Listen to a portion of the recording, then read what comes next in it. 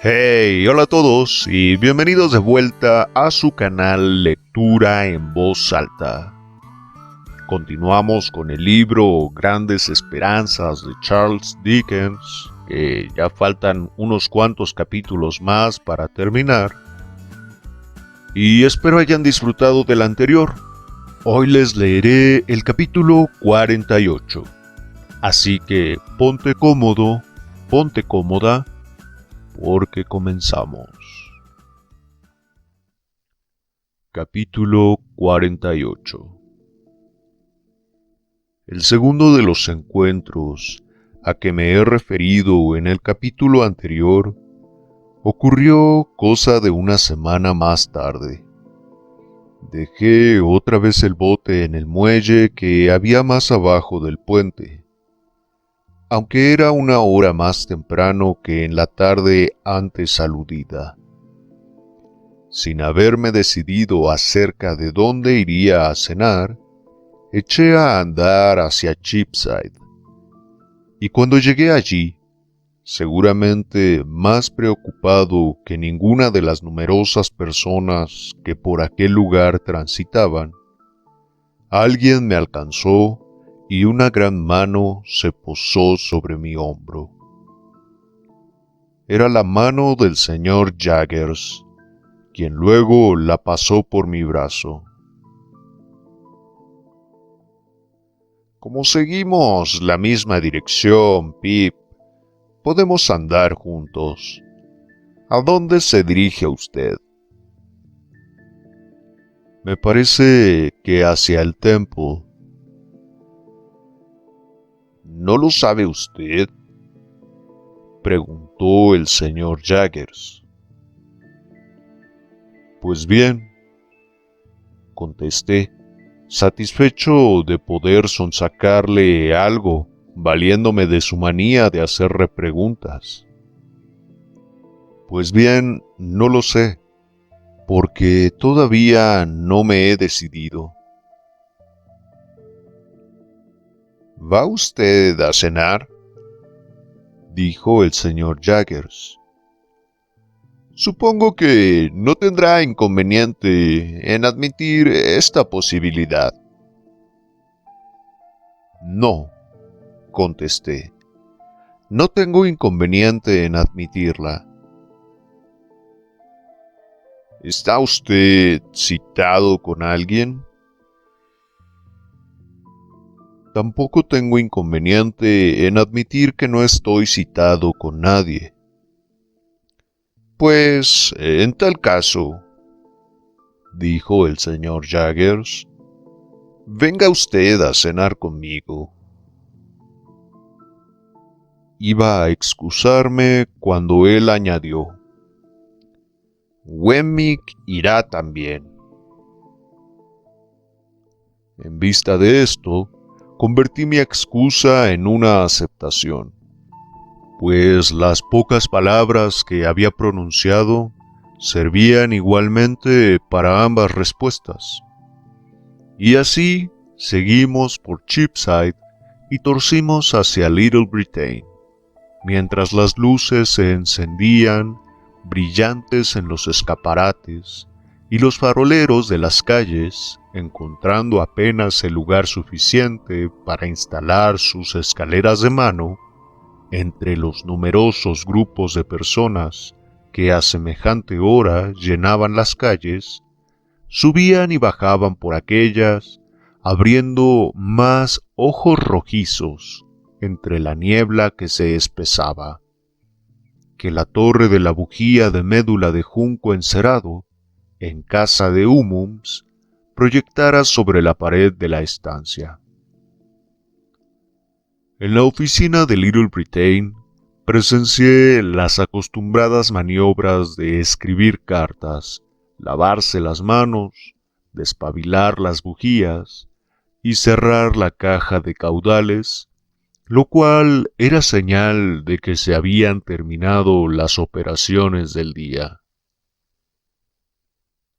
Mientras permanecía ocioso ante el fuego del señor Jaggers, el movimiento de las llamas dio a las dos mascarillas la apariencia de que querían jugar conmigo de un modo diabólico al escondite, en tanto que las dos bujías de cebo, gruesas y vastas, que apenas alumbraban al señor Jaggers mientras escribía en un rincón, estaban adornadas con trozos de pabilo caídos y pegados al cebo, dándoles el aspecto de estar de luto, tal vez en memoria de una hueste de clientes ahorcados.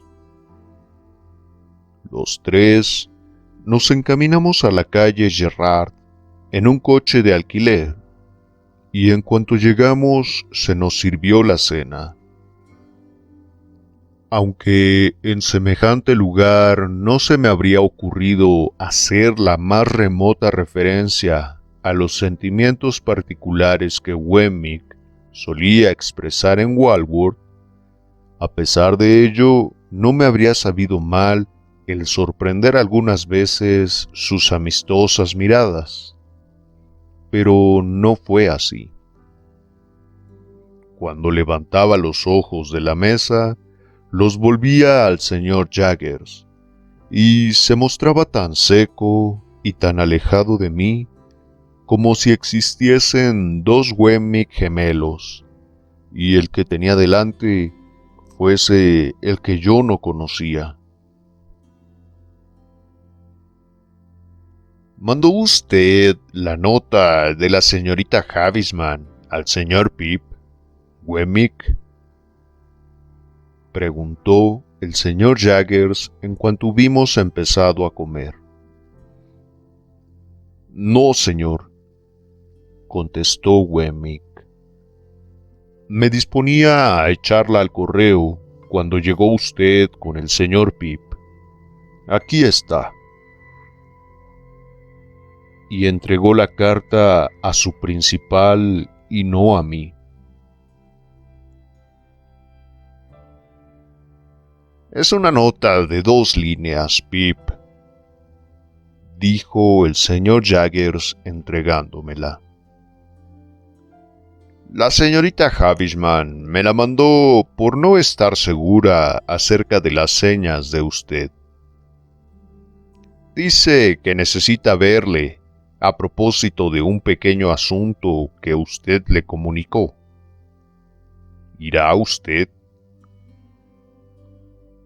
Sí, dije leyendo la nota, que expresaba exactamente lo que acababa de decir el señor Jaggers. ¿Cuándo piensa ir usted? Tengo un asunto pendiente, dije mirando a Wemmick, que en aquel momento echaba pescado al buzón de su boca. Y eso no me permite precisar la fecha, pero supongo que iré muy pronto. Si el señor Pip tiene la intención de ir muy pronto, dijo Wemmick al señor Jaggers, no hay necesidad de contestar. Considerando que estas palabras equivalían a la indicación de que no me retrasara, decidí ir al día siguiente por la mañana, y así lo dije. Wemmick se bebió un vaso de vino y miró al señor Jaggers con expresión satisfecha, pero no a mí. Ya lo ve usted, Pip, nuestro amigo, la araña, dijo el señor Jaggers, ha jugado sus triunfos y ha ganado. Lo más que pude hacer fue asentir con un movimiento de cabeza. ¡Ja! Es un muchacho que promete, aunque a su modo. Pero es posible que no pueda seguir sus propias inclinaciones. El más fuerte es el que vence al final, y en este caso aún no sabemos quién es. Si resulta ser él y acaba pegando a su mujer, seguramente, interrumpí con el rostro encendido y el corazón agitado. ¿No piensa usted en serio que sea lo bastante villano para eso, señor Jaggers? No lo afirmo, Pip. Tan solo hago una suposición. Si resulta ser él y acaba pegando a su mujer, es posible que se constituya en el más fuerte. Si se ha de resolver con la inteligencia, no hay duda de que será vencido. Sería muy aventurado dar una opinión acerca de lo que hará un sujeto como ese en las circunstancias en que se halla, porque es un caso de cara o cruz entre dos resultados. ¿Puedo preguntar cuáles son? Un sujeto como nuestro amigo la araña, contestó el señor Jaggers, o pega o es servil. Puede ser servil y gruñir, o bien ser servil y no gruñir. Lo que no tiene duda es que o es servil o adula. Pregunte a Wemmick cuál es su opinión. No hay duda de que es servil o pega, dijo Wemmick sin dirigirse a mí. Esta es la situación de la señora Bentley Drummle, dijo el señor Jaggers tomando una botella de vino escogido, sirviéndonos a cada uno de nosotros y sirviéndose luego él mismo. Y deseamos que el asunto se resuelva a satisfacción de esa señora, porque nunca podrá ser a gusto de ella y de su marido a un tiempo. Molly, Molly, qué despacio vas esta noche. Cuando la regañó así, estaba a su lado, poniendo unos platos sobre la mesa. Retirando las manos, retrocedió 1 o 2 pasos, murmurando algunas palabras de excusa. Y ciertos movimientos de sus dedos me llamaron extraordinariamente la atención. ¿Qué ocurre?, preguntó el señor Jaggers. Nada, contesté. Tan solo que el asunto de que hablábamos era algo doloroso para mí. El movimiento de aquellos dedos era semejante a la acción de hacer calceta.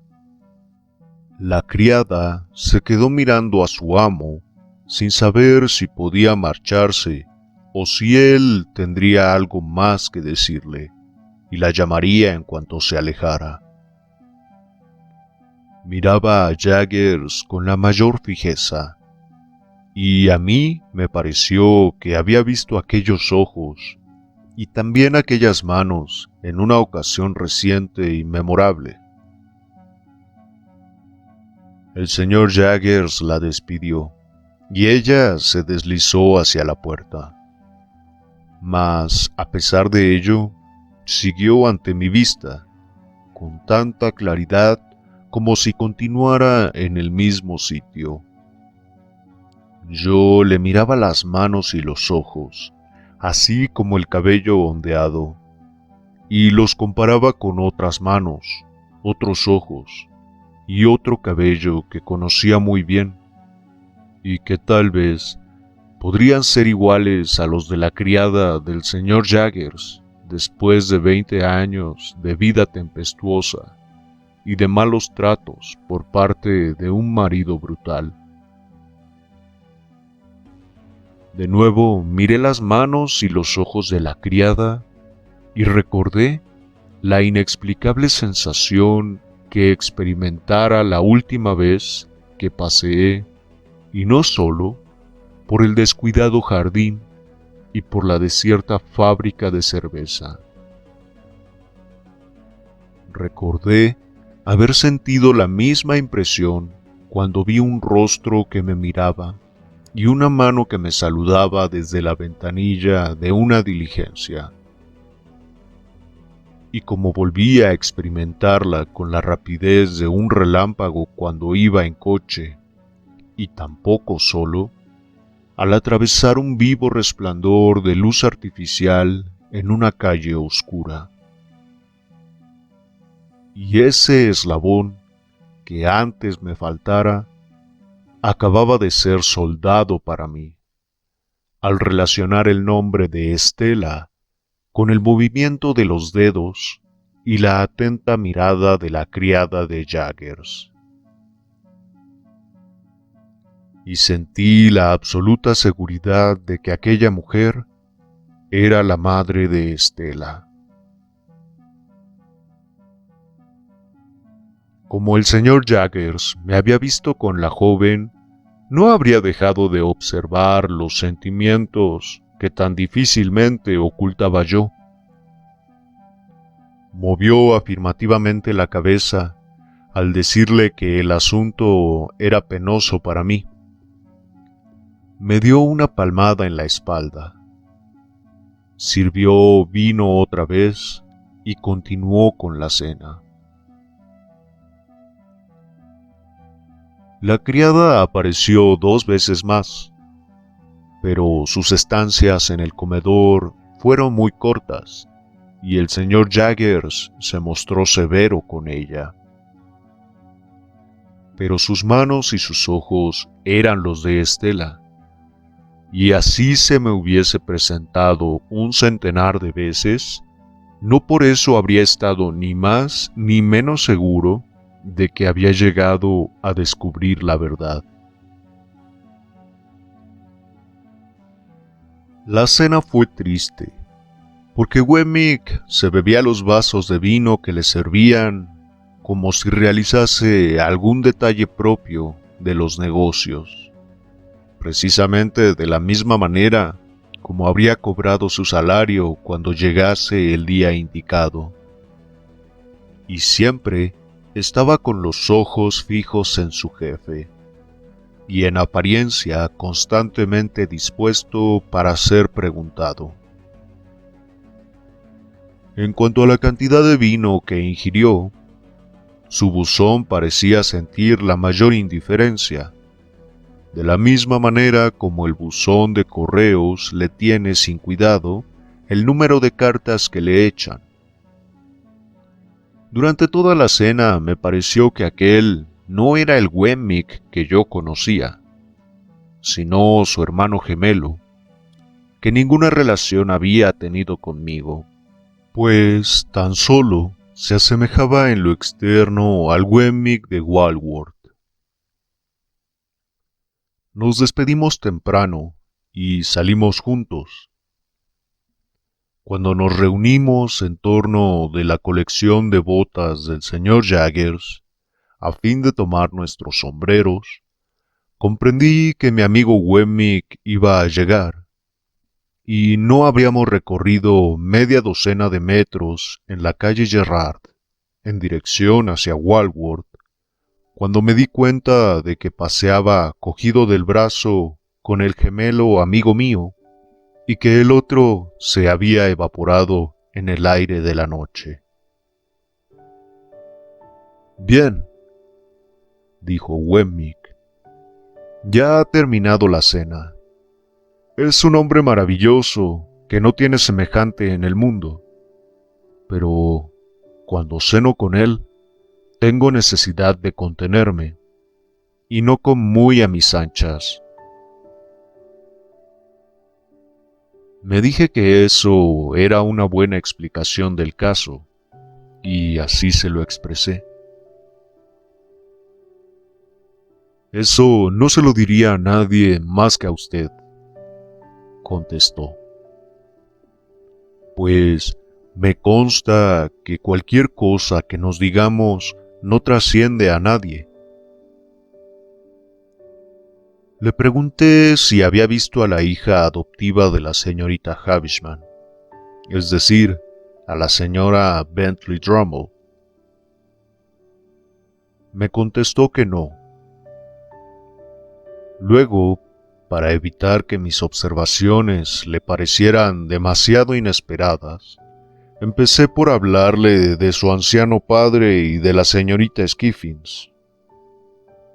Cuando nombré a ésta, pareció sentir cierto recelo y se detuvo en la calle para sonarse, moviendo al mismo tiempo la cabeza con expresión de jactancia.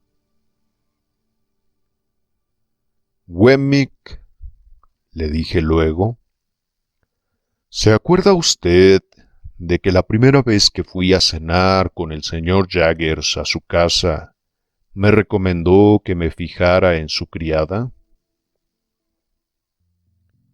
¿De veras?, preguntó. Me parece que sí. Sí, es verdad, añadió con mal humor. Ahora me acuerdo. Lo que pasa es que todavía no estoy a mis anchas. La llamó usted una fiera domada. ¿Y qué nombre le da usted? El mismo. ¿Cómo la domó el señor Jaggers, Wemmick? Es su secreto. Hace ya muchos años que está con él. Me gustaría que me contase usted su historia. Siento un interés especial en conocerla. Ya sabe usted que lo que pasa entre nosotros queda secreto para todo el mundo. Pues bien, dijo Wemmick, no conozco su historia, es decir, que no estoy enterado de toda ella, pero le diré lo que sé. Hablamos, como es consiguiente, de un modo reservado y confidencial. Desde luego. Hará cosa de 20 años. Esa mujer fue juzgada en Old Bailey, acusada de haber cometido un asesinato, pero fue absuelta. Era entonces muy joven y muy hermosa, y según tengo entendido, por sus venas corría alguna sangre gitana. Y parece que, en efecto, cuando se encolerizaba, era una mujer terrible. Pero fue absuelta. La defendía el señor Jaggers, prosiguió Wemmick, mirándome significativamente. Y llevó su asunto de un modo en verdad asombroso. Se trataba de un caso desesperado, y el señor Jaggers hacía poco tiempo que ejercía, de manera que su defensa causó la admiración general. Día por día y por espacio de mucho tiempo, trabajó en las oficinas de la policía, exponiéndose incluso a ser encausado a su vez. Y cuando llegó el juicio fue lo bueno. La víctima fue una mujer que tendría 10 años más y era mucho más alta y mucho más fuerte. Fue un caso de celos. Las dos llevaban una vida errante, y la mujer que ahora vive en la calle de Gerrard se había casado muy joven, aunque por detrás de la iglesia, como se dice, con un hombre de vida irregular y vagabunda. Y ella, en cuanto a celos, era una verdadera furia. La víctima, cuya edad la emparejaba mucho mejor con aquel hombre, fue encontrada ya cadáver en una granja cerca de Hounslow Heath. Allí hubo una lucha violenta y tal vez un verdadero combate. El cadáver presentaba numerosos arañazos y las huellas de los dedos que le estrangularon. No había pruebas bastante claras para acusar más que a esa mujer, y el señor Jaggers se apoyó principalmente en las improbabilidades de que hubiese sido capaz de hacerlo. «Puede usted tener la seguridad», añadió Wemmick, tocándome la manga de mi traje, que entonces no aludió ni una sola vez a la fuerza de sus manos, como lo hace ahora. En efecto, yo había relatado a Wemmick que el primer día en que cené en casa del señor Jaggers, éste hizo exhibir a su criada sus formidables puños. Pues bien, continuó Wemmick, sucedió que esta mujer se vistió con tal arte a partir del momento de su prisión que parecía mucho más delgada y esbelta de lo que era en realidad. Especialmente llevaba las mangas de tal modo que sus brazos daban una delicada apariencia. Tenía 1 o 2 cardenales en el cuerpo, cosa sin importancia para una persona de costumbres vagabundas. Pero el dorso de las manos presentaba muchos arañazos, y la cuestión era si habían podido ser producidos por las uñas de alguien.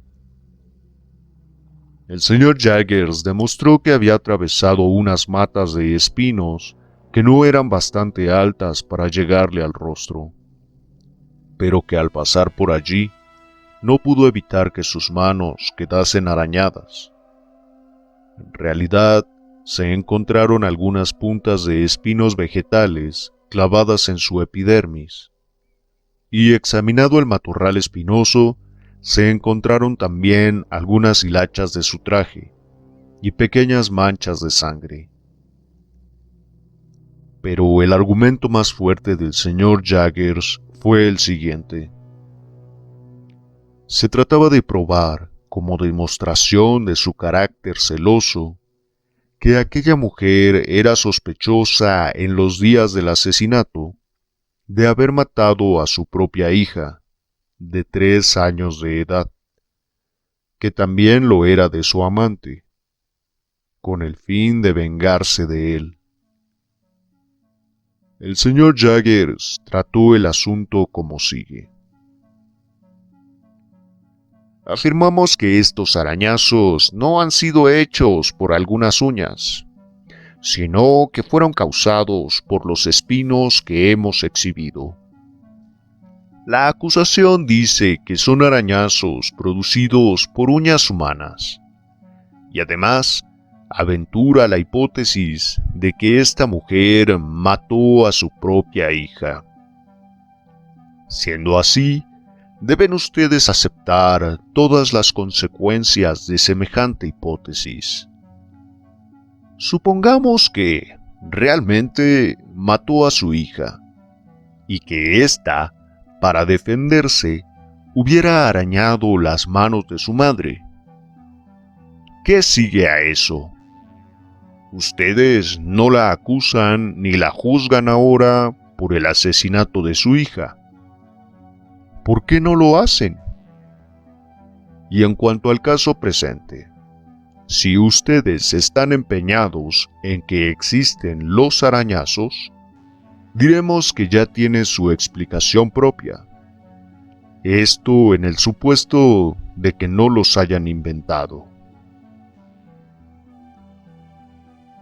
En fin, señor Pip, añadió Wemmick, el señor Jaggers era demasiado listo para el jurado. y así, éste absolvió a la procesada. ¿Y ha estado ésta desde entonces a su servicio? Sí, pero no hay solamente eso, contestó Wemmick, sino que entró inmediatamente a su servicio, y ya domada como está ahora. Luego ha ido aprendiendo sus deberes poquito a poco, pero desde el primer momento se mostró mansa como un cordero. ¿Y efectivamente era una niña? Así lo tengo entendido. ¿Tiene usted algo más que decirme esta noche? Nada. Recibí su carta y la he destruido. Nada más.